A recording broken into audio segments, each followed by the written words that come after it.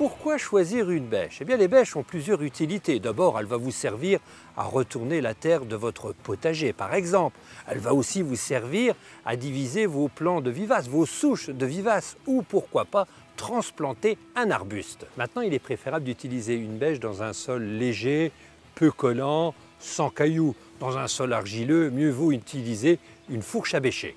Il existe deux types de bêches avec des manches différents. Les manches à pomme, ce sont les plus courants, les plus vendus, et les manches béquilles, qui ont la particularité de mieux tenir en main. Et selon les régions, on préfère les manches à béquilles, comme dans le nord de la France.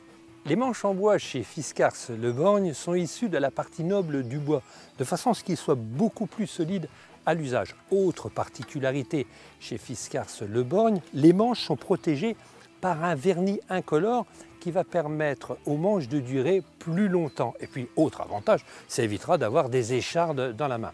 Sachez que les manches en bois chez Fiskars-Le Borgne sont issues de la forêt gérée durablement.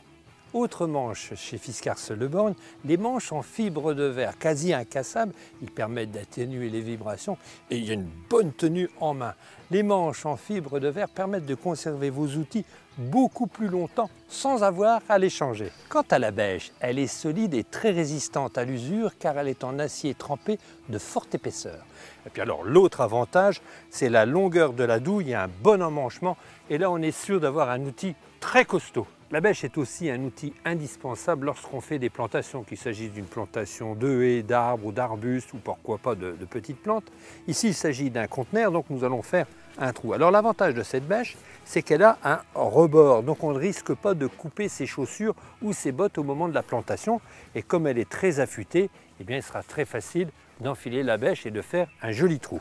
Maintenant qu'on a terminé l'utilisation de notre bêche, il est important de bien la nettoyer. Pour ça, vous la passez à l'eau, vous l'essuyez avec un balai de façon à ne pas rayer la bêche. Vous vérifiez l'état du manche, il est en très bon état, la vis et puis on la range au sec à l'abri de la lumière.